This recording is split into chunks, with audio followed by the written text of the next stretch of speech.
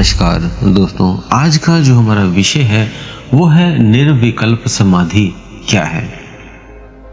तो जब आप ध्यान करते हैं, ध्यान में आप लेफ्ट और राइट नहीं जाते, मीन्स ना ईड़ा की तरफ जाते हैं ना पिंगला की तरफ जाते हैं, बीच में स्थित हो जाते हैं, मीन्स प्रेजेंट में हो जाते हैं, वर्तमान में हो जाते हैं। तो वहां पे आपकी सुषुम्ना नाड़ी जागृत हो जाती है। तो वहां से शुरुआत होती है, आप निर्विचारता में प्रवेश पाते हैं। तो जो निर्विकल्प समाधि है, योग और ध्यान में एक उच्च अवस्था है, जिसे अद्वैत, वेदांत और पतंजलि के योग सूत्रों में विस्तार से वर्णित किया गया है। ये ध्यान की वह अवस्था है जिसमें मन पूरी तरह शांत हो जाता है और ध्यानकर्ता का अहंकार, विचार और द्वैत का अनुभव समाप्त हो जाता है। इसमें केवल शुद्ध चेतना का अनुभव होता है, जिसे आत्मा या ब्रह्मा से एक रूपता के रूप में माना जाता है। निर्विकल्प समाधि की विशेषताएं क्या है वो जानते हैं। तो द्वैत का अंत हो जाता है। जैसे आप लगता है आपको ये आप शरीर हैं और आत्मा है, या आपको लगता है आप ये शरीर ही हैं, तो ये द्वैत की भावना आती है कि आप शरीर है, आत्मा है, ये दो है। लेकिन जैसे आप निर्विकल्प समाधि में जाते हैं तो द्वैत का अंत हो जाता है। इस अवस्था में ध्यान करता और ध्यान का विषय अलग नहीं रहते, केवल एक शुद्ध और अखंड चेतना बच जाती है। सिर्फ वो चेतना उस परम चेतना से जुड़ जाती है, तो वो एक ही होती है। वो अपने आप को इस शरीर से अलग हो जाता है एक तरह से।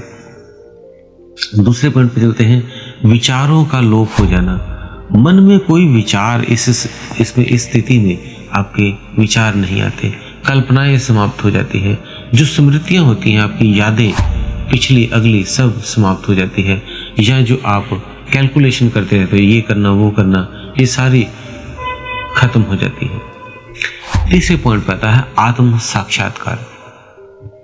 जैसे आप निर्विकल्प समाधि में जाते रहते हैं तो आपको आत्म साक्षात्कार भी हो जाता है।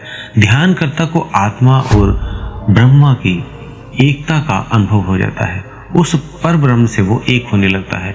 इससे मैं कौन हूं का उत्तर मिलना शुरू हो जाता है उसको, और वो स्वयं को जान लेता है कि वो एक आत्मा है, और आत्मा का आभास होना ही आत्म साक्षात्कार कहलाता है। चौथा पॉइंट है काल और स्थान का अनुभव समाप्त होना। ध्यानकर्ता को समय, स्थान और बाहरी संसार का कोई भान नहीं रहता। वो उसके लिए एक तरह से समाप्त हो जाता है और वो इस काल और इस स्थान से परे हो जाता है। अगले पॉइंट पे है पूर्ण शांति और आनंद। ये अवस्था जो निर्विकल्पता की आती है, इसमें वो साधक परम आनंद की अनुभूति करता है, जिसको हम बोलते हैं परमानंद, आनंदमय हो जाना। ये कई शब्दों से इसे अंकित किया जाता है और शांति से भरपूर होता है, जिसे सतचित आनंद का अनुभव कहा जाता है। अब पहुंचते हैं कि इसको करने के लिए क्या करना होगा, निर्विकल्प समाधि में कैसे जाएं।